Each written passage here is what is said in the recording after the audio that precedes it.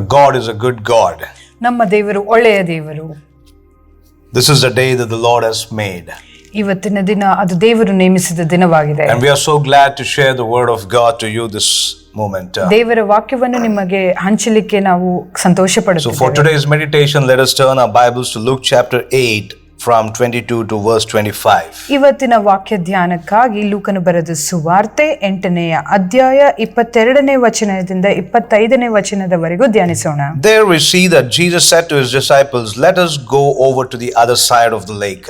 ಇಲ್ಲಿ ನಾವು ನೋಡುತ್ತೇವೆ ಯೇಸು ಸ್ವಾಮಿ ತನ್ನ ಶಿಷ್ಯಂದಿರಿಗೆ ಕೆರೆಯ ಆಚೆ ದಡಕ್ಕೆ ಹೋಗೋಣ ಎಂಬುದಾಗಿ. So this decision and this plan is of Jesus, and disciples are not aware of why Jesus have to go to the other shore. ಈ ಒಂದು ಆಚೆ ದಡಕ್ಕೆ ಹೋಗುವುದು ಅದು ಯೇಸು ಸ್ವಾಮಿಯ ಒಂದು ಆಲೋಚನೆಯಾಗಿರುತ್ತದೆ. ಶಿಷ್ಯಂದಿರಿಗೆ ಗೊತ್ತಿಲ್ಲ ಯಾಕೆ ಆಚೆ ದಡಕ್ಕೆ ಹೋಗಬೇಕು ಎಂಬುದಾಗಿ. So they just obeyed the word of the Lord and they just made their journey. ಅವರು ಯೇಸು ಸ್ವಾಮಿಯ ಒಂದು ಮಾತಿಗೆ ವಿಧೇಯರಾಗಿ ಆ ಒಂದು ಪ್ರಯಾಣಕ್ಕೆ ತ್ವರೆಪಟ್ಟರು. So as they were going, the Bible says that Jesus was sleeping in the boat. ಅವರು ಹಾಗೆ ಪ್ರಯಾಣ ತೊಡಗಿದಾಗ ನಾವು ನೋಡುತ್ತೇವೆ ಯೇಸು ಸ್ವಾಮಿ ಆ ದೋಣಿಯಲ್ಲಿ ಮಲಗಿದ್ದರು ಎಂಬುದಾಗಿ. So why should Jesus sleep in this journey? ಯಾಕೆ ಯೇಸು ಸ್ವಾಮಿ ಈ ಪ್ರಯಾಣದಲ್ಲಿ ಮಲಗಬೇಕಾಗಿತ್ತು? Maybe disciples were very busy in their own chit chat, so Jesus thought he needs to take a nap. ಬಹುಶಃ ಶಿಷ್ಯಂದಿರು ತಮ್ಮ ಮಾತಿನಲ್ಲಿ ಆಲೋಚನೆಯಲ್ಲಿ ತೊಡಗಿದ್ದರು. ಅದಕ್ಕೋಸ್ಕರ ಯೇಸು ಸ್ವಾಮಿ ಸ್ವಲ್ಪ ಬದಗಿದ್ದು ಆತನು ಸ್ವಲ್ಪ ಒಂದು ವಿಶ್ರಮ ತಗೊಂಡನೆಂಬುದಾಗಿ ನಂಬುತ್ತೇವೆ. So Jesus is there in the boat, but he is sleeping in the boat. ಯೇಸು ಸ್ವಾಮಿ ಆ ದೋಣಿಯಲ್ಲಿದ್ದಾರೆ, ಆದ್ರೆ ಆತನು ತುಸು ಹೊತ್ತು ನಿದ್ರಿಸುತ್ತಿದ್ದಾರೆ. So many times Jesus is there in our life, but sometimes he might be sleeping because we are busy in our own work. ಅನೇಕ ಬಾರಿ ನಮ್ಮ ಜೀವನದಲ್ಲಿ ಯೇಸು ಸ್ವಾಮಿ ಇದ್ದಾರೆ, ಆದ್ರೆ ಆತನು ಸ್ವಲ್ಪ ವಿಶ್ರಮಿಸುತ್ತಿದ್ದಾರೆ ನಮ್ಮ ಒಂದು ಕೆಲಸ ಕಾರ್ಯದ ನಿಮಿತ್ತವಾಗಿ. So what happened at that moment when Jesus was sleeping? ಯೇಸು ಸ್ವಾಮಿ ಆ ಮಲಗಿದ್ದ ಸಮಯದಲ್ಲಿ ಏನಾಯಿತು? So we see a great storm came upon this boat and disciples were very afraid and they were in great danger. ನಾವು ಇಲ್ಲಿ ನೋಡುತ್ತೇವೆ ಒಂದು ದೊಡ್ಡ ಬಿರುಗಾಳಿ ಬಂದು ಆ ದೋಣಿಯನ್ನು ಅಲ್ಲೋಲ ಕಲ್ಲೋಲ ಮಾಡಿ ಒಂದು ಸಾಯುವಂತಹ ಪರಿಸ್ಥಿತಿನಲ್ಲಿ ಶಿಷ್ಯಂದಿರಿದ್ದರು ಎಂಬುದಾಗಿ. So the Bible says they were in great danger. ಅವರು ಒಂದು ದೊಡ್ಡ ಅಪಾಯದಲ್ಲಿ ಇದ್ದರು ಎಂಬುದಾಗಿ ಸತ್ಯವೇದ ಹೇಳುತ್ತದೆ. Whenever we ignore the presence of Jesus in our life, we will face great dangers. ನಾವು ಯಾವಾಗ ಯೇಸು ಸ್ವಾಮಿ ನಮ್ಮ ಜೀವಿತದಲ್ಲಿ ಇರುವುದನ್ನು ನಾವು ಮರೆತು ಅದ್ ಬದಿಗಿಡುತ್ತೇವೋ ನಾವು ಸಹ ದೊಡ್ಡ ಅಪಾಯವನ್ನು ನೋಡುವಂತವರಾಗಿರುತ್ತೇವೆ. Maybe you are born in a Christian family. ನೀವು ಒಂದು ಕ್ರೈಸ್ತ ಕುಟುಂಬದಲ್ಲಿ ಹುಟ್ಟಿರಬಹುದು. Maybe you are going to church for years together. ಅನೇಕ ವರ್ಷಗಳಿಂದ ನೀವು ಸಭೆಗೆ ಹೋಗುತ್ತಿರಬಹುದು. Maybe you know the Bible and you know a number of songs, worship songs. ನಿಮಗೆ ಸತ್ಯವೇದ ಗೊತ್ತಿರಬಹುದು, ಅನೇಕ ದೈವಿಕ ಹಾಡುಗಳು ಗೊತ್ತಿರಬಹುದು. Maybe you know a number of pastors in the town. ನಿಮಗೆ ಅನೇಕ ಊರಿನಲ್ಲಿರುವ ಬೋಧಕರು ಗೊತ್ತಿರಬಹುದು. So that is not important. ಅದು ಮುಖ್ಯವಲ್ಲ.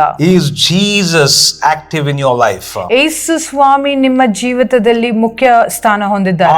Are you ignored him and you're busy in your own work? ನೀವು ಆತನನ್ನು ಬದಿಗಿಟ್ಟು ನಿಮ್ಮ ಒಂದು ಕೆಲಸ ಕಾರ್ಯದಲ್ಲಿ ತೊಡಗಿದ್ದೀರಾ? So now disciples are facing a great danger in this journey. ಈಗ ಶಿಷ್ಯಂದಿರು ಒಂದು ದೊಡ್ಡ ಅಪಾಯವನ್ನು ಎದುರು ನೋಡುತ್ತಿದ್ದಾರೆ ಈ ಪ್ರಯಾಣದಲ್ಲಿ. In the verse 24 we see that 24ನೇ ವಚನದಲ್ಲಿ ನಾವು ನೋಡುತ್ತೇವೆ, the disciples went and woke him. ಅವರು ಆತನ ಹತ್ತಿರ ಬಂದು ಗುರುವೇ ಗುರುವೇ ಎಂಬುದಾಗಿ ಕರೆದು ಎಬ್ಬರಿಸಿದರು ಎಂಬುದಾಗಿ. So my question to disciples is, ನನ್ನ ಪ್ರಶ್ನೆ ಈ ಶಿಷ್ಯಂದಿರಿಗೆ, there are many disciples who are well expert in selling the boat. ಅಲ್ಲಿ ಅನೇಕ ಒಂದು ಶಿಷ್ಯಂದಿರು ದೋಣಿ ಚಾಲಿಸುವುದರಲ್ಲಿ ನಿಪುಣರಾಗಿದ್ದರು. Because many of them were fishermen. ಯಾಕಂದ್ರೆ ಅನೇಕರು ಬೆಸ್ತರಾಗಿದ್ದರು. And they were expert, they know very well how to draw the boat in any difficult conditions. ಅವರಿಗೆಲ್ಲ ಚೆನ್ನಾಗಿ ಗೊತ್ತುಂಟು ಆ ದೋಣಿಯನ್ನು ಹೇಗೆ ಆ ಒಂದು ಕ್ಲಿಷ್ಟ ಪರಿಸ್ಥಿತಿಯಲ್ಲಿ ಚಲಿಸುವುದು. They were expert and they had great experience in handling the boat in any situation. ಅವರಿಗೆ ಒಂದು ಒಳ್ಳೆಯ ಒಂದು ದೋಣಿ ಯಾವುದೇ ಒಂದು ಪರಿಸ್ಥಿತಿಯಲ್ಲಿ ಚಲಿಸುವುದರಲ್ಲಿ ನಿಪುಣರಾಗಿದ್ದರು. But when we see this word, ಆದ್ರೆ ಈ ವಾಕ್ಯವನ್ನು we ನೋಡಬೇಕಾದ್ರೆ understand ನಮಗೆ ಅರ್ಥವಾಗುತ್ತದೆ the experience of disciples could not help them. ಆ ಶಿಷ್ಯಂದಿರ ನಿಪುಣ್ಯತೆ ಅವರನ್ನು ಸೇವಿಸಲಿಲ್ಲ ಎಂಬುದಾಗಿ. So many times we think that I have great influence or experience and finance and many strength of our own abilities, we can do it. ಅನೇಕ ಬಾರಿ ನಾವು ಅಂದುಕೊಳ್ಳುತ್ತೇವೆ ನನ್ನ ಹತ್ರ ಹಣ ಇದೆ, ನನ್ನ ಹತ್ರ ನಾನು ಒಳ್ಳೆ ನಿಪುಣರು, ನನ್ನ ಹತ್ರ ಎಲ್ಲ ಸಹ ಇದೆ, ನಾನು ಎಲ್ಲ ಮಾಡ್ಲಿಕ್ಕೆ ಸಾಧ್ಯತೆ ಇದೆ ಎಂಬುದಾಗಿ ನಮಗೆ ನಾವೇ ಆಲೋಚನೆ We need ಮಾಡಿಕೊಳ್ಳುತ್ತೇವೆ. to understand one thing. ನಾವು ಒಂದನ್ನು ಅರ್ಥ ಮಾಡ್ಕೊಳ್ಬೇಕಾಗಿದೆ. Everything may fail, but Jesus will never fail. ಎಲ್ಲವೂ ಅದು ನಶಿಸಿ ಹೋಗುತ್ತದೆ, ಆದ್ರೆ ಯೇಸು ಸ್ವಾಮಿ ಮಾತ್ರ ನಿತ್ಯಕ್ಕೂ ಇರುವಾತನಾಗಿರುತ್ತಾನೆ. The great experts are now calling master, master. ಇಲ್ಲಿ ದೊಡ್ಡ ನಿಪುಣರು ಈಗ ಕರೆಯುತ್ತಾ ಇದ್ದಾರೆ ಗುರುವೇ ಗುರುವೇ ಎಂಬುದಾಗಿ. Hallelujah. Hallelujah. So never in the history Jesus has ride the boat. ಚರಿತ್ರೆಯಲ್ಲಿ ನಾವು ನೋಡಬೇಕಾದ್ರೆ ಯೇಸು ಸ್ವಾಮಿ ದೋಣಿಯನ್ನು ಚಲಿಸಿದನು ಎಂಬುದಾಗಿ ನಾವು ಎಲ್ಲೂ ಸಹ But ನೋಡಿಲ್ಲ. how come these experts are now waking up Jesus for facing this great danger? ಆದರೆ ಈ ನಿಪುಣರು ಅದು ಹೇಗೆ ಯೇಸು ಸ್ವಾಮಿಯನ್ನು ಎಬ್ಬರಿಸಿ ಈ ಒಂದು ದೊಡ್ಡ ಅಪಾಯವನ್ನು ಎದುರುಕೊಳ್ಳೋದಿಕ್ಕೆ ಎಬ್ಬರಿಸುತ್ತಿದ್ದಾರೆ ಗೊತ್ತಿಲ್ಲ. Because I believe that the disciples know that this man has great power. ನಾನು ನೆನೆಸುತ್ತೇನೆ ಈ ಶಿಷ್ಯಂದಿರಿಗೆ ಗೊತ್ತಿದೆ ಈ ಮನುಷ್ಯನಲ್ಲಿ ಒಂದು ದೊಡ್ಡ ಒಂದು ಶಕ್ತಿ ಉಂಟು ಎಂಬುದಾಗಿ. They have seen Jesus handling a number of things with power and with miracle. ಅದು ದೊಡ್ಡ ಒಂದು ಅದ್ಭುತ ಮತ್ತೆ ಶಕ್ತಿಯಿಂದ ಈ ಸ್ವಾಮಿ ಎಲ್ಲವನ್ನು ಎದುರ್ಕೊಳ್ಳುವುದನ್ನು ಇವರು So ನೋಡಿದ್ದಾರೆ. disciples know one thing, that Jesus can handle anything in any situation. ಶಿಷ್ಯಂದಿರಿಗೆ ಒಂದು ಗೊತ್ತಿದೆ, ಎಂತಹ ಒಂದು ಸಂದರ್ಭಗಳಾಗಲಿ ಯೇಸು ಸ್ವಾಮಿ ಅದನ್ನು ಕೈಗೊಳ್ಳಲಿಕ್ಕೆ ನಿಪುಣನಾಗಿದ್ದಾನೆ ಎಂಬುದಾಗಿ. So today you might be handling certain things where you are not able to handle. ನೀವು ಈ ಒಂದು ಪರಿಸ್ಥಿತಿಯಲ್ಲಿ ಹಾದು ಹೋಗುತ್ತಿರಬಹುದು, ಯಾವುದು ನಿಮ್ಮ ಕೈಯಲ್ಲಿ ನಿಯಂತ್ರಣವಿಲ್ಲದೆ So ಹೋಗಿರಬಹುದು. just surrender to Jesus. ಅದೆಲ್ಲವನ್ನು ಯೇಸು ಕ್ರಿಸ್ತನ ಕೈಯಲ್ಲಿ And these ಒಪ್ಪಿಸಿಕೊಡಿ. disciples made Jesus to wake up. ಈ ಶಿಷ್ಯಂದಿರು ಯೇಸು ಸ್ವಾಮಿಯನ್ನು ಎಬ್ಬಿಸಿದರು. When I was meditating this, ನಾನು ಇದರ ಬಗ್ಗೆ ಧ್ಯಾನಿಸಬೇಕಾದ್ರೆ when it is a great storm, we will have great noise and thunderstorms and all such things. ದೊಡ್ಡ ಬಿರುಗಾಳಿ ಬಂದಾಗ ದೊಡ್ಡವಾದಂತ ಒಂದು ಶಬ್ದ, ಅದರಲ್ಲಿ ಗುಡುಗು ಮಿಂಚು ಎಲ್ಲ ಸಹ ಇರುತ್ತದೆ. But this sounds did not wake Jesus up. ಆದ್ರೆ ಈ ಶಬ್ದಗಳೆಲ್ಲ ಯೇಸು ಸ್ವಾಮಿನ ಎಬ್ಬರಿಸಲಿಲ್ಲ. But the call from the disciples made Jesus to stand. ಬಳಿಕ ಶಿಷ್ಯಂದಿರ ಒಂದು ಶಬ್ದ ಯೇಸು ಸ್ವಾಮಿಯನ್ನು ನಿಲ್ಲುವಂತೆ ಮಾಡಿತು. Your situation may not wake up Jesus, ನಿಮ್ಮ ಒಂದು ಪರಿಸ್ಥಿತಿ ಯೇಸು ಸ್ವಾಮಿನ ಎಬ್ಬರಿಸದೇ ಇರಬಹುದು. but when you pray and call upon him, ಆದ್ರೆ ನೀವು ಪ್ರಾರ್ಥಿಸಿ ಆತನನ್ನು ಕರೆಯಬೇಕಾದ್ರೆ he will answer that call. ಆತನು ನಿಮ್ಮ ಮೊರೆಯನ್ನು ಕೇಳುವನು, Because ಉತ್ತರ ಕೊಡುವನು. he is a great and good God. ಯಾಕಂದ್ರೆ ಆತನು ಒಳ್ಳೆಯ ಮತ್ತೆ ಬಲಶಾಲಿಯಾದ ದೇವರು. So here we see that he got up. ಇಲ್ಲಿ ನಾವು ನೋಡುತ್ತೇವೆ ಆತನು ಎದ್ದು ನಿಂತರು ಎಂಬುದಾಗಿ. In my imagination, ನನ್ನ ಊಹೆಯಲ್ಲಿ so when Jesus stood, ಯೇಸು ಸ್ವಾಮಿ ನಿಂತಾಗ so the storm stood still. ಆ ಬಿರುಗಾಳಿ ಸಹ ತಟ್ಟನೆ ನಿಂತಿತು. Whenever Jesus stands with you, Yesu Swami ನಿಮ್ಮೊಟ್ಟಿಗೆ ನಿಲ್ಲಬೇಕಾದ್ರೆ whatever the storm, whatever the wind, whatever the waves, it will stand still. ನಿಮ್ಮ ಜೀವಿತದಲ್ಲಿ ಯಾವುದೇ ಬಿರುಗಾಳಿ, ಯಾವುದೇ ಒಂದು ಅಲೆ ಆಗಿರಬಹುದು, ಅದು ತಟ್ಟನೆ ನಿಂತು ಹೋಗುತ್ತದೆ. Hallelujah. Hallelujah. Have a question to yourself. ನಿಮ್ಮನ್ನು ನೀವೇ ಪರೀಕ್ಷಿಸಿಕೊಳ್ಳಿರಿ. Is Jesus with you? Yesu Swami ನಿಮ್ಮೊಟ್ಟಿಗಿದ್ದಾರಾ? Is Jesus active in your life? ನಿಮ್ಮ ಜೀವಿತದಲ್ಲಿ ಯೇಸು ಸ್ವಾಮಿ ಆತನು ಚಲಿಸುತ್ತಿದ್ದಾನಾ? Do you have a good relationship with Jesus every day? ಒಳ್ಳೆ ಒಂದು ಸಂಬಂಧ ಯೇಸು ಸ್ವಾಮಿಯೊಟ್ಟಿಗೆ ನೀವು ದಿನಾಲು ಇಟ್ಟಿದ್ದೀರಾ? Or are you just going and attending the church and coming back? ಅಥವಾ ಸಭೆ ಮಾತ್ರ ನೀವು ಹೋಗಿ ನೋಡ್ಕೊಂಡು ಬರ್ಲಿಕ್ಕೆ ಹೋಗುತ್ತಿದ್ದೀರಾ? We should have relationship with Christ every day. ನಮ್ಮಲ್ಲಿ ದೇವರೊಟ್ಟಿಗೆ ಯೇಸು ಸ್ವಾಮಿಯೊಟ್ಟಿಗೆ ಆ ಒಂದು ಸಂಬಂಧ ಪ್ರತಿದಿನ ಇರಬೇಕು. When Jesus stood, ಯೇಸು ಸ್ವಾಮಿ ನಿಂತಾಗ everything stood still. ಎಲ್ಲವೂ ಹಾಗೆಯೇ ನಿಂತು ಹೋಯಿತು. And what did Jesus do? ಯೇಸು ಸ್ವಾಮಿ ಏನ್ ಮಾಡಿದರು? We see in the verse it says that ಒಂದು ವಾಕ್ಯದಲ್ಲಿ ನಾವು ನೋಡುತ್ತೇವೆ. So he rebuked the wind and the raging waters. ಆತನು ಆ ಒಂದು ಬಿರುಗಾಳಿಯನ್ನು ಅಲೆಗಳನ್ನು ಗದರಿಸಿದನು ಎಂಬುದಾಗಿ. And the storm became calm. ಆಗ ಒಂದು ಬಿರುಗಾಳಿ ಅದು ಶಾಂತವಾಯಿತು ಎಂಬ. Hallelujah. Hallelujah. God wants to do that in your life. ಅದೇ ಒಂದು ಸಂಗತಿ ನಿಮ್ಮ ಜೀವಿತದಲ್ಲಿ ಯೇಸು ಸ್ವಾಮಿ ಮಾಡ್ಲಿಕ್ಕೆ ಇಷ್ಟಪಡುತ್ತಾನೆ. Whatever the storm that you're facing, ಯಾವುದೇ ಒಂದು ಬಿರುಗಾಳಿ ನೀವು ಎದುರು ನೋಡುತ್ತಿರಬಹುದು, when Jesus stands with you, ಯೇಸು ಸ್ವಾಮಿ ನಿಮ್ಮೊಟ್ಟಿಗೆ ನಿಂತಾಗ all the storm will become calm in Jesus' ಎಲ್ಲ name. ಒಂದು ಬಿರುಗಾಳಿ ನಿಮ್ಮ ಜೀವಿತದಲ್ಲಿ ಶಾಂತಗೊಳ್ಳುತ್ತದೆ. Because he is the master of masters. ಯಾಕಂದ್ರೆ ಆತನು ಒಂದು ಗುರುಗಳಿಗೆ ಗುರುವಾಗಿದ್ದಾನೆ. So when we talk about the wind and the waves, ನಾವು ಈ ಬಿರುಗಾಳಿ ಮತ್ತೆ ಅಲೆಗಳನ್ನು ಬಗ್ಗೆ ಮಾತಾಡುವುದಾದ್ರೆ, we cannot see the wind. ನಾವು ಗಾಳಿಯನ್ನು ನೋಡ್ಲಿಕ್ಕೆ ಸಾಧ್ಯವಿಲ್ಲ. We can see the wave, the water. ಆದ್ರೆ ಆ ನೀರನ್ನು ಅಲೆಗಳನ್ನು ನೋಡ್ಲಿಕ್ಕೆ ಸಾಧ್ಯ. Jesus has the power over both. ಯೇಸು ಸ್ವಾಮಿಗೆ ಎರಡರ ಮೇಲೆಯೂ ಆ ಒಂದು ಅಧಿಕಾರ ಉಂಟು. So what we can see and what we cannot see. ನಾವು ನೋಡುವಂತದ್ರಲ್ಲಿ ಅದು ನೋಡದೆ ಇರುವಂತದ್ರಲ್ಲಿ ಮೇಲೆಯೂ ಸಹ ಅಧಿಕಾರ ಉಂಟು. Because he is the author and creator of everything. ಯಾಕಂದ್ರೆ ಆತನು ಎಲ್ಲ ಒಂದು ಜೀವಿಸುವ ಒಂದು ಎಲ್ಲದರ ಮೇಲೆಯೂ ಆತನಿಗೆ ಅಧಿಕಾರ ಉಂಟು. Today you are seeing the challenges and some challenges where you are not able to see. ನೀವು ಈ ನಡುವೆ ಈಗ ನೀವು ಸ್ವಲ್ಪ ಒಂದು ಎದುರುಗೊಳ್ಳುತ್ತಿದ್ದೀರಾ, ನೋಡದೇ ಇರುವಂತಹ ಪರಿಸ್ಥಿತಿ, ಕಾಣುವಂತ ಪರಿಸ್ಥಿತಿ, ಕಾಣದೇ ಇರುವಂತಹ ಪರಿಸ್ಥಿತಿ. So the spirits of darkness which is not able to see. ಆ ಒಂದು ಕತ್ತಲೆಯ ಒಂದು ಶಕ್ತಿಗಳು ನಿಮಗೆ ಕಾಣುತ್ತಿಲ್ಲ. Maybe the people who are plotting against you, you are able to see. ನಿಮಗೆ ವಿರುದ್ಧವಾಗಿ ಸಂಚಾಕುತ್ತಿರುವ ಜನರು ನಿಮ್ಮನ್ನು ನೀವು ಕಾಣುತ್ತಿಲ್ಲ. Whatever is against you, ಯಾವುದೇ ನಿಮ್ಮ ವಿರುದ್ಧವಾಗಿ ಬಂದರು, the word of God promises. ದೇವರ ವಾಕ್ಯ ನಮಗೆ ಹೇಳುತ್ತದೆ, If God is for us, who or what can stand against us? ದೇವರು ನಮಗಿದ್ದಾಗ ಯಾವುದು ಏನು ನಮ್ಮ ವಿರುದ್ಧವಾಗಿ ನಿಲ್ಲುವುದಿಲ್ಲ ಎಂಬುದಾಗಿ. Jesus wants to stand with his children right now. ಯೇಸು ಸ್ವಾಮಿ ಆತನ ಮಕ್ಕಳ ಒಟ್ಟಿಗೆ ನಿಲ್ಲಲಿಕ್ಕೆ ಇಷ್ಟಪಡುತ್ತಿದ್ದಾನೆ. If you are facing the storm, he wants to stand next to you. ನೀವು ಆ ಬಿರುಗಾಳಿಯನ್ನು ಎದುರು ನೋಡುತ್ತಿದ್ದರೆ ನಿಮ್ಮ ಪಕ್ಕದಲ್ಲಿ ನಿಲ್ಲಲಿಕ್ಕೆ ಇಷ್ಟಪಡುತ್ತಿದ್ದಾನೆ. The things that you are not able to handle, Jesus wants to handle in your life. ನೀವು ಕೈ ಹಾಕಲಿಕ್ಕೆ ಆಗದಿರುವಂತ ಪರಿಸ್ಥಿತಿಯಲ್ಲಿ ದೇವರು ಆತನ ಕೈಗಳನ್ನು ಕೊಡುತ್ತಿದ್ದಾನೆ. Jesus wants to rebuke whatever is against you.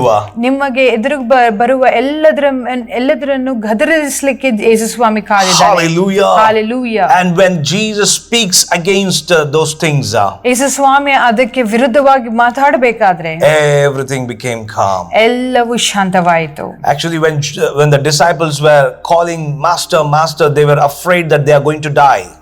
ಆ ಶಿಷ್ಯಂದಿರು ಗುರುವೇ ಗುರುವೇ ಎಂಬುದಾಗಿ ಕರೀಬೇಕಾದ್ರೆ ಅವರಿಗೆ ಭಯ ಆಯ್ತು, ಅವರು ಸಾಯುತ್ತಿದ್ದಾರೆ ಎಂಬುದಾಗಿ. So experts in the waters or experts in riding the boat and everything, they are so afraid. ನೀರಿನ ಮೇಲೆ ಚಲಿಸುವುದರಲ್ಲಿ ನಿಪುಣರು, ಅವರು ಅಷ್ಟು ಭಯ ಪಡುತ್ತಿದ್ದಾರೆ. Hallelujah. Hallelujah. When fear comes near, ಭಯ ನಿಮ್ಮ ಹತ್ತಿರಕ್ಕೆ ಬಂದಾಗ Jesus wants to say that I am more nearer to you. ನಾನು ಅದಕ್ಕಿಂತ ನಿಮ್ಮ ಹತ್ತಿರ ಇದ್ದೇನೆ ಎಂಬುದಾಗಿ ಯೇಸು ಸ್ವಾಮಿ ಹೇಳಲಿಕ್ಕೆ ಇಷ್ಟಪಡುತ್ತಿದ್ದಾರೆ. When God is near, ದೇವರು ನಿಮ್ಮ ಬಳಿಯಲ್ಲಿರಬೇಕಾದ್ರೆ there is no fear. ಯಾವುದೇ ಭಯವು ನಿಮ್ಮೊಟ್ಟಿಗೆ ಇರೋದಿಲ್ಲ. God wants to say to somebody who is watching this, ಇದನ್ನು ನೋಡುವ ಕೆಲವರಿಗೆ ಯೇಸು ಸ್ವಾಮಿ ಹೇಳಲಿಕ್ಕೆ ಇಷ್ಟಪಡುತ್ತಿದ್ದಾರೆ, fear not, for I am with you. ಹೆದರಬೇಡಿ, ನಾನು ನಿಮ್ಮ ಸಂಗಡ ಇದ್ದೇನೆ ಎಂಬುದಾಗಿ. Yes, God is with you. ಹೌದು, ದೇವರು ನಿಮ್ಮೊಟ್ಟಿಗೆ ಇರುತ್ತಾನೆ. You need to believe in your heart. ನೀವು ನಿಮ್ಮ ಹೃದಯದಲ್ಲಿ ಅದು ದೃಢವಾಗಿ ನಂಬಬೇಕು. And then what happened? ತದನಂತರದಲ್ಲಿ ಏನಾಯಿತು? Disciples are so amazed. ಆ ಶಿಷ್ಯಂದಿರಿಗೆ ಬಹು ಆಶ್ಚರ್ಯಚಕಿತರಾದರು. They were asking to each other, who is this that he has the power to command against the wind and the water? ಅವರವರಲ್ಲಿ ಒಬ್ಬರನ್ನೊಬ್ಬನು ಕೇಳಿಕೊಂಡರು, ಈತನು ಯಾರು ಈ ಬಿರುಗಾಳಿಯನ್ನು ಸಮುದ್ರವನ್ನು ಗದರಿಸುವನು ಎಂಬುದಾಗಿ. And even the nature obeys him. ಈ ಒಂದು ಪ್ರಕೃತಿಯು ಸಹ ಆತನಿಗೆ ವಿಧೇಯರಾಗುತ್ತದೆ So nobody in this world, ಯಾರು ಈ ಲೋಕದಲ್ಲಿ, how much ever great and big person he is or she is, ಎಷ್ಟೇ ದೊಡ್ಡ ವ್ಯಕ್ತಿ ಆತ ಮತ್ತೆ ಆಕೆ ಆಗಿದ್ದರು how ಸಹ, much ever influence or scientist or anything they are, ಎಷ್ಟೇ ಒಂದು ದೊಡ್ಡ ಪದವಿಯಲ್ಲಿದ್ದರೂ ಸಹ, nobody can handle the way Jesus handled. ಯಾರು ಸಹ ಆ ಒಂದು ಪರಿಸ್ಥಿತಿಯನ್ನು ಯೇಸು ಸ್ವಾಮಿ ಚಲಿಸಿದರ ಅದನ್ನು ಕೈಯಲ್ಲಿ ಎತ್ತುಕೊಂಡ ಪ್ರಕಾರ ತಗೊಳ್ಳಿಕ್ಕೆ ಆಗೋದಿಲ್ಲ. Because he is the creator and he has the power over all the creation. ಯಾಕಂದ್ರೆ ಆತನೇ ಸೃಷ್ಟಿಕರ್ತನು, ಎಲ್ಲ ಸೃಷ್ಟಿಯ ಮೇಲೂ ಆತನಿಗೆ ಮಾತ್ರ ಅಧಿಕಾರ ಉಂಟು. So today God has the authority over your challenges. ಇವತ್ತು ದೇವರಿಗೆ ಮಾತ್ರ ನೀವು ಹಾದು ಹೋಗುವ ಪರಿಸ್ಥಿತಿಯ ಮೇಲೆ ಅಧಿಕಾರ ಉಂಟು. Are you in fear? ನೀವು ಭಯದಲ್ಲಿದ್ದೀರಾ? Are you in a condition where you don't know what to do? ನೀವು ನಿಮಗೆ ಏನ್ ಮಾಡಬೇಕು ಎಂಬುದಾಗಿ ಗೊತ್ತಿಲ್ಲದಿರೋ ಪರಿಸ್ಥಿತಿಯಲ್ಲಿದ್ದೀರಾ? Are you thinking that everything is out of control? ನೀವು ಅನ್ಕೊಂಡಿದ್ದೀರಾ ಎಲ್ಲ ಕೈ ಬಿಟ್ಟು ಹೋಗಿದೆ ಎಂಬುದಾಗಿ?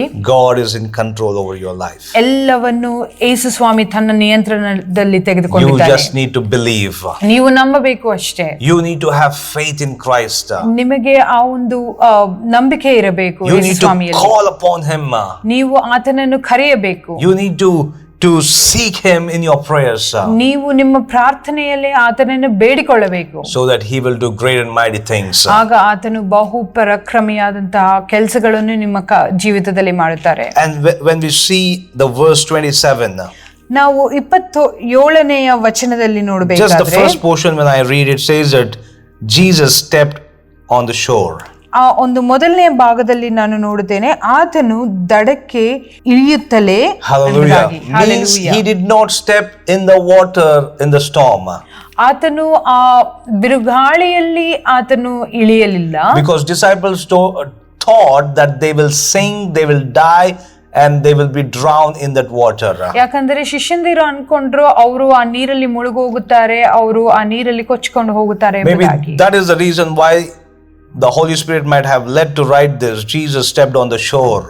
ಅದೇ ಒಂದು ಕಾರಣ ಇರಬಹುದು, ಪವಿತ್ರಾತ್ಮನು ಇದನ್ನು ಬರೆಯಲಿಕ್ಕೆ ಸೂಚಿಸಿದ್ದು ಆತನು ದಡಕ್ಕೆ ಇಳಿಯುತ್ತಲೇ ಎಂಬುದಾಗಿ. So Jesus, along with him, all the disciples were stepped on the shore. ಯೇಸು ಕ್ರಿಸ್ತನು ಮತ್ತೆ ತನ್ನ ಶಿಷ್ಯಂದಿರೆಲ್ಲರೂ ಆ ದಡದಲ್ಲಿ ಇಳಿದರು. If you are a child of God, ನೀವು ದೇವರ ಮಗುವಾಗಿದ್ದರೆ God will not allow you to drown in that condition.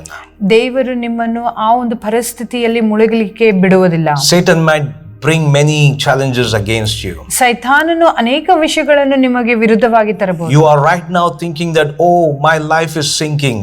ಈಗ ನೀವು ಅನ್ಕೊಂತಿರಬಹುದು, ನನ್ನ ಜೀವಿತ ಮುಳುಗುತ್ತಿದೆ My ಎಂಬುದಾಗಿ, family is sinking. ನನ್ನ ಒಂದು ಕುಟುಂಬ ಮುಳುಗುತ್ತಿದೆ My ಎಂಬುದಾಗಿ, job is sinking. ನನ್ನ ಕೆಲಸ ಮುಳುಗುತ್ತಿದೆ My ಎಂಬುದಾಗಿ, health is sinking. ನನ್ನ ಆರೋಗ್ಯ ಮುಳುಗುತ್ತಿದೆ I am not ಎಂಬುದಾಗಿ, able to handle this. ನಾನು ಈ ಪರಿಸ್ಥಿತಿಯನ್ನು ಕೈಗೊಳ್ಳೋದಕ್ಕೆ ಸಾಧ್ಯವಾಗುತ್ತಿಲ್ಲ. A brother who is watching this, ಒಂದು ಸಹೋದರ ಇದನ್ನು ಕೇಳುವಾತನು you're not able to handle the family and the requirements of the family. ನಿಮ್ಮ ಕುಟುಂಬವನ್ನು, ಕುಟುಂಬಕ್ಕೆ ಬೇಕಾಗಿರುವಂತ ಒಂದು ಪರಿಸ್ಥಿತಿಯನ್ನು ನೀವು ಕೈಗೊಳ್ಳಲಿಕ್ಕೆ ಆಗುತ್ತಿಲ್ಲ. God wants to say that, fear not, for I am with you. ದೇವರು ನಿಮಗೆ ಹೇಳಲಿಕ್ಕೆ ಇಷ್ಟಪಡುತ್ತಾ ಇದ್ದೇನೆ, ಹೆದರಬೇಡ, ನಾನು ನಿಮ್ಮೊಟ್ಟಿಗೆ ಇದ್ದೇನೆ He ಎಂಬುದಾಗಿ. will not allow you to sink in that situation. ಆ ಒಂದು ಪರಿಸ್ಥಿತಿಯಲ್ಲಿ ನಿಮ್ಮನ್ನೇ ಮುಳುಗಲಿಕ್ಕೆ He ಬಿಡುತ್ತಿಲ್ಲ. will help you to step on the shore. ಆತನು ನಿಮ್ಮನ್ನು ದಡದ ಮೇಲೆ ನಿಲ್ಲಲಿಕ್ಕೆ ಇಷ್ಟಪಡುತ್ತಾನೆ. Jesus, who told his disciples, we'll go on the other shore, he is faithful to lead you on the other shore. ಶಿಷ್ಯಂದಿರಿಗೆ ಯೇಸು ಸ್ವಾಮಿ ಹೇಳಿದ್ದು, ನಿಮ್ಮನ್ನು ಆಚೆ ದಡಕ್ಕೆ ಕರೆದುಕೊಂಡು ಹೋಗುತ್ತೇನೆ ಎಂಬುದಾಗಿ, ನಿಮ್ಮನ್ನು ಸಹ ಆಚೆ ದಡಕ್ಕೆ ಸೇರಿಸುವನು ಯೇಸು ಸ್ವಾಮಿ ಆಗಿರುತ್ತಾನೆ. No matter how strong the wind is, no matter how high the wave is, my God is greater and stronger than anything else. ಯಾವುದೇ ದೊಡ್ಡ ಬಿಡುಗಾಳಿ, ಯಾವುದೇ ದೊಡ್ಡ ಅಲೆಯಾಗಲಿ, ನನ್ನ ದೇವರು ಎಲ್ಲದಕ್ಕಿಂತ ದೊಡ್ಡ ದೇವರಾಗಿದ್ದಾನೆ. Today make Jesus as the captain of the boat. ಇವತ್ತು ನಿಮ್ಮ ಒಂದು ದೋಣಿಯ ಚಾಲಕನು ಯೇಸು ಸ್ವಾಮಿ ಆಗಿದೆ. Maybe you are struggling hard to lead your life and family. ನಿಮ್ಮ ಕುಟುಂಬವನ್ನು, ನಿಮ್ಮ ಕುಟುಂಬದ ಜೀವಿತವನ್ನು ಅದನ್ನು ಚಲಿಸಲು ನಿಮಗೆ You are ಕಷ್ಟವಾಗುತ್ತಿದೆ. struggling to lead your business, your projects and many other things. ನಿಮ್ಮ ಕೆಲಸ ಆಗಲಿ, ನಿಮ್ಮ ಒಂದು ಬಿಸ್ನೆಸ್ ಆಗಲಿ, ಅದನ್ನು ಕೈಗೊಳ್ಳುವುದಕ್ಕೆ ನಿಮಗೆ Maybe ಕಷ್ಟವಾಗುತ್ತಿರಬಹುದು. parents are struggling to lead their children's life in the right direction. ಬಹುಶಃ ತಂದೆ ತಾಯಂದಿರು ಅವರ ಮಕ್ಕಳ ಜೀವಿತವನ್ನು ಒಂದು ಒಳ್ಳೆಯ ರೀತಿಯಲ್ಲಿ ನಡೆಸಲಿಕ್ಕೆ ಸಾಧ್ಯವಾಗದೇ ಇರಬಹುದು. ಇರಬಹುದು. Today, this message I want to share. ಇವತ್ತು ಈ ಸಂದೇಶವನ್ನು ನಾನು ನಿಮಗೆ ತಿಳಿಸಲಿಕ್ಕೆ ಇಷ್ಟಪಡುತ್ತೇನೆ. You are not the captain of the boat. ನೀವು ನಿಮ್ಮ ದೋಣಿಯ ನಾವಿಕನಲ್ಲ. Jesus is the captain of your boat. ಯೇಸುವೇ ನಿಮ್ಮ ದೋಣಿಯ When ನಾವಿಕನಾಗಿದ್ದಾನೆ. He is in control, ಆತನು ನಿಯಂತ್ರಣಕ್ಕೆ He ತೆಗೆದುಕೊಂಡಾಗ will bring you to the shore. ಆತನು ನಿಮ್ಮನ್ನು ದಡಕ್ಕೆ ಸೇರಿಸುತ್ತಾನೆ. Don't allow Jesus to be quiet in your life. ಯೇಸುವನ್ನು ನಿಮ್ಮ ಜೀವಿತದಲ್ಲಿ ಸುಮ್ಮನೆ ಇರಿಸಬೇಡಿ. Don't ignore the presence of God in your life. ಆತನು ನಿಮ್ಮ ಜೀವಿತದಲ್ಲಿ ಅಲಕ್ಷ್ಯ ಮಾಡಬೇಡಿ. Don't neglect the prayers, personal prayers and family prayers in your life. ನಿಮ್ಮ ಒಂದು ವೈಯಕ್ತಿಕ ಪ್ರಾರ್ಥನೆ ಮತ್ತೆ ಕುಟುಂಬ ಪ್ರಾರ್ಥನೆಯನ್ನು ನಿಮ್ಮ ಜೀವಿತದಲ್ಲಿ ಅಲಕ್ಷಿಸಬೇಡಿ. Don't just meet Jesus only in the church, but you need to meet Jesus every day in your personal life. ಸಭೆಯಲ್ಲಿ ಮಾತ್ರ ನಿಮ್ಮ ಯೇಸು ಸ್ವಾಮಿಯನ್ನು ನೀವು ಸಂಧಿಸಬೇಡಿ. ಬಳಿಕ ನಿಮ್ಮ ಜೀವಿತದಲ್ಲಿ ದಿನಲೂ ಯೇಸುವನ್ನು ನಿಮ್ಮ ಪ್ರಾರ್ಥನೆಯಲ್ಲಿ ಸಂದರ್ಶಿಸಿ. I have never seen in the history or in the Bible. ಚರಿತ್ರೆಯಲ್ಲಿ ಆಗಲಿ ಸತ್ಯವೇದದಲ್ಲಾಗಲಿ ನಾನು ಇದನ್ನು ನೋಡಲಿಲ್ಲ. So who followed Jesus were fallen short, or they have misguided? No one. ಯೇಸು ಸ್ವಾಮಿಯನ್ನು ನಂಬಿದವರು ಅವರು ಯಾವುದನ್ನು ಕಳ್ಕೊಂಡ್ರು ಅಥವಾ ಏನಕ್ಕೋ ಕಡಿಮೆ ಆಗಿತ್ತು ಎಂಬುದಾಗಿ ಯಾರೂ ಸಹ ಇಲ್ಲ. But all who followed Jesus, ಆದ್ರೆ ಯಾರ್ಯಾರು ಯೇಸುವನ್ನು ಹಿಂಬಾಲಿಸಿದರೋ they have seen the promises of God in their life. ಅವರು ದೇವರ ಒಂದು ಒಂದು ನಿರ್ದಿಷ್ಟವಾದದ್ದನ್ನು ಅವರ ಜೀವಿತದಲ್ಲಿ ನೋಡಿದ್ದಾರೆ. So maybe this travel, only God, the Lord Jesus, know why He is going. ಬಹುಶಃ ಯೇಸು ಸ್ವಾಮಿಗೆ ಮಾತ್ರ ಗೊತ್ತುಂಟು ಈ ಪ್ರಯಾಣ ಆತನು ಏನಕ್ಕೆ ಹೊರಟಿದ್ದಾನೆ ಎಂಬುದಾಗಿ. Because as soon as He stepped into the shore, ಯಾಕಂದ್ರೆ ಆತನು ಆ ದಡಕ್ಕೆ ಮುಟ್ಟಿದ ಕೂಡಲೇ, so the first person He meets was a person who was possessed by demon. ಮೊದಲನೆಯ ವ್ಯಕ್ತಿ ಆತನು ಭೇಟಿ ಮಾಡುವುದು ಒಂದು ದಂಡು ಹಿಡಿದ ಒಂದು ವ್ಯಕ್ತಿ. And I would like to share this in my next message. ಬರುವ ಸಂಚಿಕೆಯಲ್ಲಿ ಈ ಒಂದು ವಾಕ್ಯವನ್ನು ನಿಮ್ಮೊಟ್ಟಿಗೆ ಹಂಚಿಕೊಳ್ಳಲಿಕ್ಕೆ ಇಷ್ಟಪಡುತ್ತೇನೆ. So there's something spiritual hidden thing I want to share here. ಇಲ್ಲಿ ಆತ್ಮಿಕವಾಗಿ ಅಡಗಿರುವ ಒಂದು ಅಂಶ ನಿಮ್ಮೊಟ್ಟಿಗೆ ನಾನು ಹಂಚಿಕೊಳ್ಳಲಿಕ್ಕೆ ಇಷ್ಟಪಡುತ್ತೇನೆ. Maybe the spirit of darkness have brought this storm against their travel. ಈ ಒಂದು ಕತ್ತಲೆಯ ಒಂದು ಶಕ್ತಿ ಈ ಒಂದು ಬಿರುಗಾಳಿಯನ್ನು ತಂದಿಟ್ಟಿರಬಹುದು. So no matter what, ಯಾವುದೇ ಸಂದರ್ಭವಾಗಿರಲಿ, maybe you feel that somebody has made witchcraft against you, black magic against you, spirit of darkness against you. No matter what, ನಿಮ್ಮ ಜೀವಿತದಲ್ಲಿ ಯಾರೇ ಮಾಟ ಮಂತ್ರದ ಶಕ್ತಿ ತಂದಿಟ್ಟಿದ್ದರು ಯಾವುದು ಸಹ ಫಲಿಸದು. Hallelujah. Hallelujah. The word of God says, ದೇವರ ವಾಕ್ಯವು ಹೇಳುತ್ತದೆ, no weapon formed against you shall ever prosper. ಯಾವುದೇ ಆಯುಧ ನಿಮ್ಮ ವಿರುದ್ಧವಾಗಿ ಬರುವುದು ಅದು ಫಲಿಸುವುದಿಲ್ಲ ಎಂಬುದಾಗಿ. Whatever the plan of the evil against you, but it will not prosper with you. ಸೈತಾನನ ಯಾವುದೇ ತಂತ್ರೋಪಾಯವಾಗಲಿ ನಿಮ್ಮ ವಿರುದ್ಧ ಅದು ಫಲಿಸುವುದಿಲ್ಲ. Thank God for this wonderful word. ದೇವರಿಗೆ ಸ್ತೋತ್ರವಾಗಲಿ ಈ ಒಂದು ಅತ್ಯುತ್ತಮ ಒಂದು ವಾಕ್ಯಕ್ಕಾಗಿ. I wish and I pray to God ನಾನು ಇಷ್ಟಪಡುತ್ತೇನೆ ಮತ್ತೆ ದೇವರಲ್ಲಿ ಪ್ರಾರ್ಥಿಸುತ್ತೇನೆ that the journey of our life, ನಮ್ಮ ಜೀವಿತದ ಒಂದು ಪ್ರಯಾಣ, we all need Jesus in that. ನಮ್ಮೆಲ್ಲರಿಗೂ ಅದರಲ್ಲಿ ಯೇಸು ಸ್ವಾಮಿಯ ಅಗತ್ಯತೆ And ಇದೆ. we are not the captain, ನಾವು ಅದರ ನಾವಿಕರಲ್ಲ, but let Him be the captain. ಆದ್ರೆ ಆತನು ಆ ನಾವಿಕನಾಗಿರಲಿ. He will surely lead in a very blessed and beautiful way. ಆತನು ಒಳ್ಳೆಯ ಒಂದು ದಾರಿಯಲ್ಲಿ ನಮ್ಮನ್ನು ನಡೆಸುವ He ಆತನಾಗಿರುತ್ತಾನೆ. will handle everything for us. ಎಲ್ಲವನ್ನು ಆತನು ಕೈಕೊಳ್ಳುವ May ಆತನಾಗಿರುತ್ತಾನೆ. God bless you. ದೇವರು ನಿಮ್ಮನ್ನು We would ಆಶೀರ್ವದಿಸಲಿ. like to pray for you. ನಿಮಗೋಸ್ಕರ ಪ್ರಾರ್ಥಿಸಲು ಇಷ್ಟಪಡುತ್ತೇವೆ. Can we all close our eyes and look to ನಮ್ಮ God? ಕಣ್ಗಳನ್ನು ಮುಚ್ಚಿಕೊಂಡು ಯೇಸು ಕಡೆಗೆ ನೋಡುವ. Lord Jesus, ಯೇಸು ಕ್ರಿಸ್ತನೇ, if I have ignored you in any areas of my life, ನನ್ನ ಜೀವಿತದಲ್ಲಿ ಯಾವುದೇ ವಿಷಯದಲ್ಲಿ ನಿಮ್ಮನ್ನು ಅಲಕ್ಷಿಸಿದರೆ I am sorry. ನನ್ನನ್ನು ಕ್ಷಮಿಸಿ. I want to wake you up, oh God. ನಾನು ನಿಮ್ಮನ್ನು ಎಬ್ಬರಿಸಲಿಕ್ಕೆ ಇಷ್ಟಪಡುತ್ತೇನೆ. I want you to stand right with me, Lord. ನನ್ನ ಒಟ್ಟಿಗೆ ನಿಲ್ಲಲಿಕ್ಕೆ ಅಪೇಕ್ಷಿಸುತ್ತೇನೆ ಕರ್ತನೇ. And I want you to handle all the storm that is against me, Lord. ನನ್ನ ವಿರುದ್ಧವಾಗಿ ಬರುವ ಎಲ್ಲಾ ಬಿರುಗಾಳಿಯ ಎದುರಾಗಿ ನೀವು ನಿಲ್ಲಬೇಕು ಎಂಬುದಾಗಿ ಬೇಡಿಕೊಳ್ಳುತ್ತೇನೆ. Every situation which is making me to drown and to sink, Lord, you handle it, Master. ನನ್ನನ್ನೇ ಮುಳುಗಿಸುತ್ತಿರುವ ಎಲ್ಲಾ ಒಂದು ಪರಿಸ್ಥಿತಿಯನ್ನು ನೀವು ನಿಯಂತ್ರಣಕ್ಕೆ ತೆಗೆದುಕೊಳ್ಳಬೇಕೆಂಬುದಾಗಿ You being the ಕೇಳಿಕೊಳ್ಳುತ್ತೇನೆ. captain of my life, lead me, Lord. ನೀನೇ ನಮ್ಮ ಜೀವಿತದ ನಾವಿಕನಾಗಿ ನನ್ನನ್ನು ನಡೆಸಬೇಕೆಂಬುದಾಗಿ ಬೇಡಿಕೊಡುತ್ತೇನೆ. Help me to step on the shore along with you, Lord. ನಿನ್ನೊಟ್ಟಿಗೆ ನಾನು ದಡಕ್ಕೆ ಮುಟ್ಟಲಿಕ್ಕೆ ನನಗೆ ಸಹಾಯ ನೀಡಿ. Thank you, Jesus. ನಿನಗೆ ಸ್ತೋತ್ರ ಕರ್ತನೆ. I would like to pray every day, Lord. ನಾನು ದಿನವೂ ಪ್ರಾರ್ಥಿಸಲಿಕ್ಕೆ ಇಷ್ಟಪಡುತ್ತೇನೆ I ಕರ್ತನೆ. want to have intimate relationship with you every day of my life. ನಿನ್ನೊಟ್ಟಿಗೆ ಪರಸ್ಪರ ಸಂಬಂಧ ನನ್ನ ಜೀವಿತದಲ್ಲಿ ಇಟ್ಟುಕೊಳ್ಳಬೇಕೆಂಬುದಾಗಿ ನಿರೀಕ್ಷಿಸುತ್ತೇನೆ. Help me, Holy Spirit. ನನಗೆ ಸಹಾಯ ಮಾಡು ಪವಿತ್ರಾತ್ಮನೇ. Lead me, Holy Spirit. ನನ್ನನ್ನು ನಡೆಸು ಪವಿತ್ರಾತ್ಮನೇ. In Jesus' name we pray. ಯೇಸು ಕ್ರಿಸ್ತನ ನಾಮದಲ್ಲಿ ಪ್ರಾರ್ಥಿಸುತ್ತೇವೆ. Amen. Amen. God bless you. ದೇವರು ನಿಮ್ಮನ್ನು ಆಶೀರ್ವದಿಸಲಿ.